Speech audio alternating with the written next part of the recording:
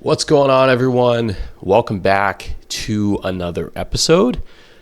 I'm Dr. Mike Axler, PhD in Applied Human Physiology, professor of exercise science, 60-plus time marathoner and ultramarathoner, and performance coach. Today, we are going to be talking about carbs. Carbohydrates, are they a fuel source? Are they there for fat gain, or are they there for both? So let me ask you all a question before we dive into some of the exercise science here and some of the nutrition. What have you heard? Are carbs the enemy for you personally, or are they your favorite fuel source? Do you brag to people that you're on a low carbohydrate diet? Do you try and stay away from simple carbs? Do you run for the hills when you hear about carbs? Or are you a big carb monster and you love your fruits, veggies, and whole grains? What it is for you. So please answer all those questions for yourself, because today we'll be detailing what the science actually has to say about carbohydrates in order to hopefully clear up some confusion. And this video is for anyone who is interested to actually learn about the science of carbohydrates, their metabolism, and how you or your friends, teammates, whomever can use these for performance gains and just for ultimate health and longevity. And there's not going to be any influencer hot takes, no jargon, no fluff. I'm not trying to say anything. This is all about the actual science. But before we start, if you can, please go down and subscribe to both this podcast, my YouTube channel, which you're probably watching right now, my Substack, and my Instagram, so you can be as up to date with all the exercise science, strength and conditioning, human physiology, longevity research that I check in and do these videos, podcast, articles every single day, so you will not skip a beat. Awesome.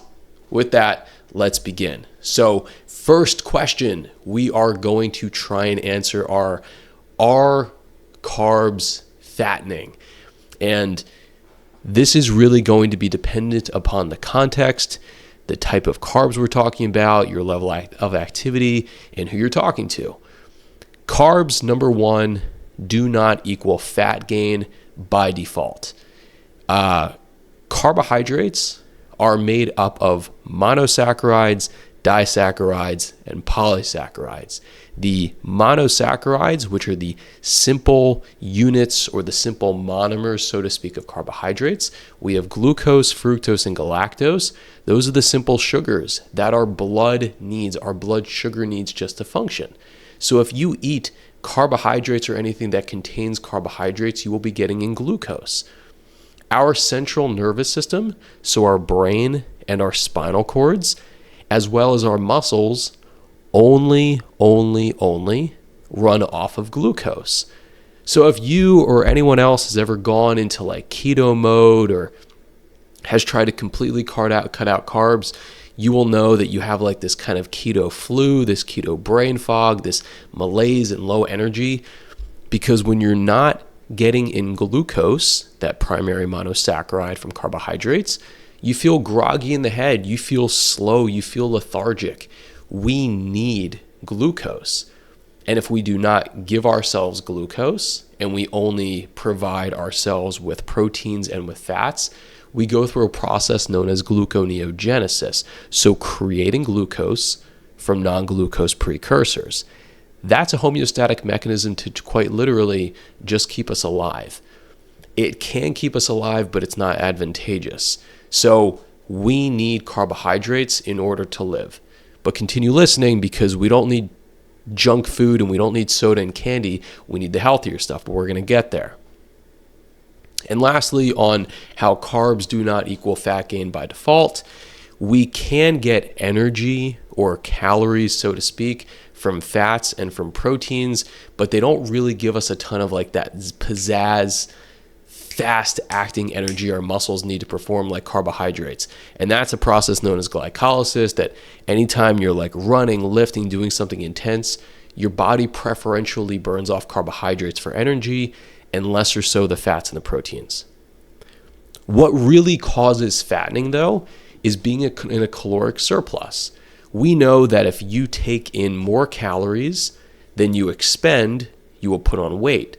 But if you shift the equation the opposite way and you burn off more calories than you take in, you will lose weight. It just happens to be easier to increase your amount of refined carbohydrates from things like chips, soda, candy, and all those kind of like added sugars. It's easy to overeat on them because they're so ubiquitous in society. So it's really, really, really hard to overeat on fruits, veggies, and lean proteins, but very easy to overeat on fast food, candy, chips, soda, all the snackable things. So no, carbohydrates as a group don't make you put on excess body fat, but refined carbohydrates typically do. All right, so more on simple versus complex carbohydrates. If you heard of these terms before, a simple carbohydrate is something that typically only contains like glucose or sucrose being a disaccharide made up of glucose and fructose, and that's going to be table sugar. It is very quickly digested and it gives you a ton of energy, but it then causes a crash. If you imagine a sine wave, if any of you ever took like pre-calc or calculus, you know that a sine wave has this very large amplitude going up and then a very large amplitude going down, and you come on back to the baseline. That can be akin to your blood glucose or your blood sugar. When you have things like soda, candy, and chips, you have this large spike in blood sugar, blood glucose, and then your pancreas has to secrete insulin to drive it on back down to store the glucose as glycogen for later use in your liver and skeletal muscles before you come on back to baseline. But the problem is that when you're in that blood sugar dip, that hypoglycemic state, you feel really groggy in the head, you feel really tired, and actually a homeostatic mechanism is you get hungrier to come out of that huge dip, so you want to overeat. That's why it's easy to overeat on simple carbs.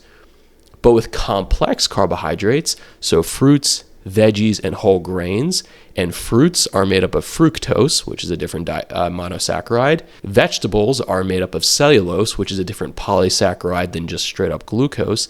And then whole grains, so things like oatmeal and different starches, sweet potatoes, and a lot of like really complex carbohydrates, those are going to have a lower amplitude, a less robust amplitude. So instead of going up to like a 5 on your blood sugar scale, you go up to like a 1. So instead you feel more even throughout the day. Think about having a ton of soda and candy and stuff at a party versus having like a salad with an apple. After having all the candy, you're going to go really high, followed by really low. But if you just have like an apple or two or a salad, you feel nice and even throughout the day. So the complex carbohydrates, the fruits, the veggies, and the whole grains are going to keep you feeling more even in the head, more even with your energy, and you're not going to have these huge spikes in blood sugar followed by dips. It's very, very, very healthy. So the main thing here with the simple versus complex carbohydrates, as we had said, we need glucose, that primary monosaccharide, just for our central nervous system and our muscles to work. But we get plenty of glucose, and we make plenty of glucose from eating fruits, veggies, whole grains, and on top of that, some of our fats and some of our proteins. We get all of it from our healthy sources, and we really don't need a lot of the simple carbohydrates from candy, sodas, and chips. Question number 2, should you carb cycle? And this is a shout out to one of my friends who on 4th of July was just telling me all about carb cycling, that he feels awesome on his carb cycling days, on his high carb days, and really, really, really bad on his low carb days. And that's the idea, right? Is that on high carb days, when you're training, when you're running, when you're lifting, you go high carb, and on the other days you back off. So I would say for carb cycling, it's dependent upon your goals if you would want to do this. If you are a high-performing athlete who is training every day, or maybe twice a day, or maybe 3 times a day, this is not going to be ideal for you. We had said that our body needs to run off of glucose in order to rev up for performance, maintain performance, and then recover from performance.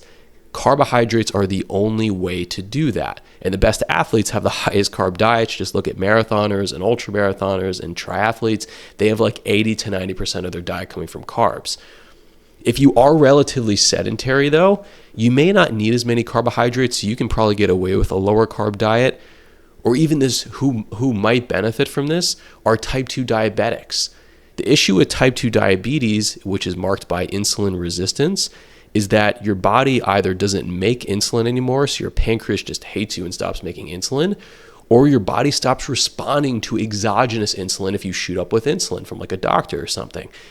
So type 2 diabetics might do really well on a low carbohydrate diet, which is full of fruits, veggies, and whole grains, and a lot of exercise. But again, case in point, carb cycling is really not going to be for anyone. And I'm guessing if you're following this channel, you're probably some sort of runner, lifter, triathlete. You're trying to get lean. You're trying to put on muscle. So if you're trying to look for performance, you're trying to get stronger and faster, carb cycling is probably not going to help you. But if you do know you're heading into a half marathon race, a full marathon race, or a big heavy training day, carb loading can help. But I don't really see the point in going low carbohydrate because you're just not going to be able to perform as well as you otherwise would. Alrighty, question number 3 of when to eat carbs. And this is one of those conversations I have in my sports nutrition classes, but the best time to eat carbohydrates are going to be around your workouts. Again, if you're relatively sedentary and you do like a moderate amount of exercise every single day or every other day, just eat breakfast, lunch, and dinner and have healthy foods. Don't really worry about it. But if you are an athlete and you're training for something, if you want to go to the gym every day, if you're also doing your cardiovascular exercise, think in terms of pre-workout, intra-workout, post-workout. So you're getting ready for the session, you're maintaining the session, and you're recovering from the session. And then again and again and again on repeat, rinse and repeat until you get better, better, better. More specifically with pre-workout carbohydrates, no one ever needs candy, soda, Pop-Tarts before a workout. You don't need it. It doesn't matter if you're going into a marathon, you're about to run 26.2 miles, or you're going into a moderately hard 45-minute gym session at Planet Fitness. You do not need candy and soda before a workout. I cannot stand when my clients are like, oh, I just had Pop-Tarts before I worked out and I felt great. I'm like, you don't need Pop-Tarts because, again, that's a simple carbohydrate. You're going to have this huge spike in blood sugar followed by a huge crash. And when you're in that crash, you're going to be feeling kind of junky. You're not going to be thinking well, and you're going to be even hungrier, making you eat even more calories. We don't want that. So before workout, something relatively healthy needs to digest. A carbohydrate with a protein, so maybe like banana, a little bit of a fruit, whole grain bread with a protein source like Greek yogurt, eggs, protein shake is phenomenal.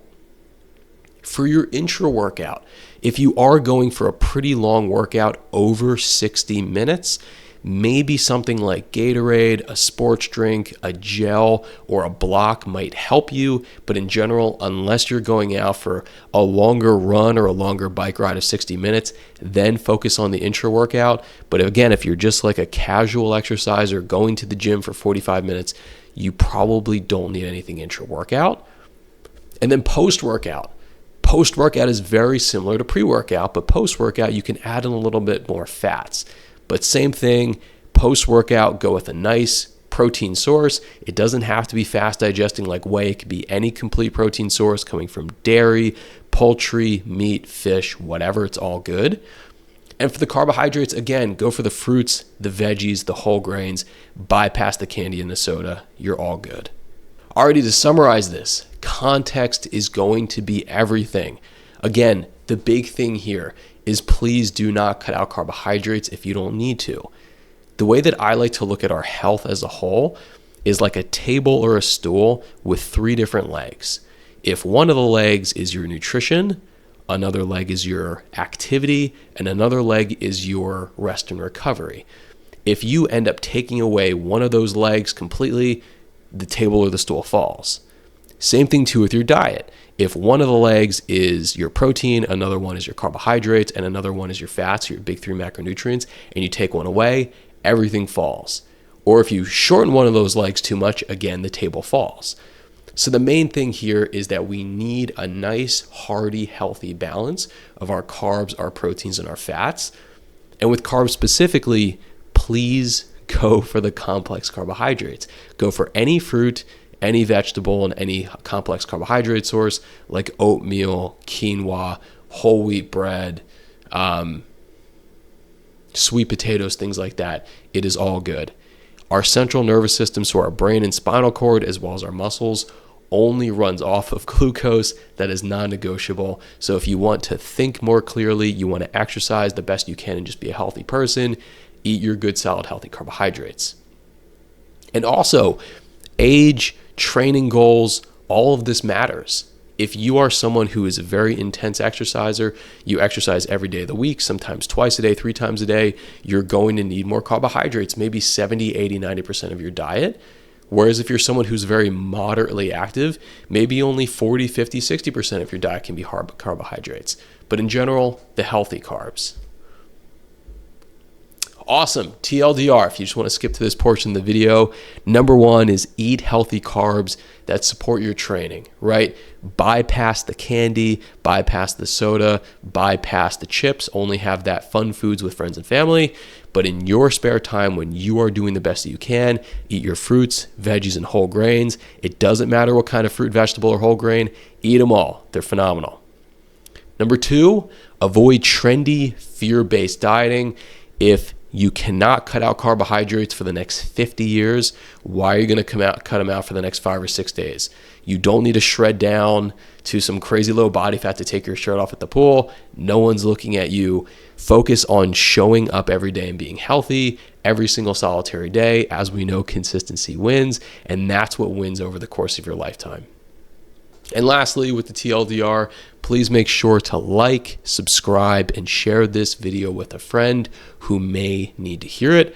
Also, please subscribe to both my podcast, my Substack for more in-depth articles, as well as my Instagram, where I post 3-4 times a day, little bite-sized tips and tricks with respect to running, lifting, nutrition, longevity, all the rest of it. So I already did my 75 minutes of cardio today. I'm about to go hit the gym. You should as well. And I also had a bunch of bananas and apples. And after this, I'm going to go have some fruit salad, I think, or maybe like a nice big salad, right? So eat your healthy carbs. Alrighty. Thanks for tuning in. Check you all in the next episode.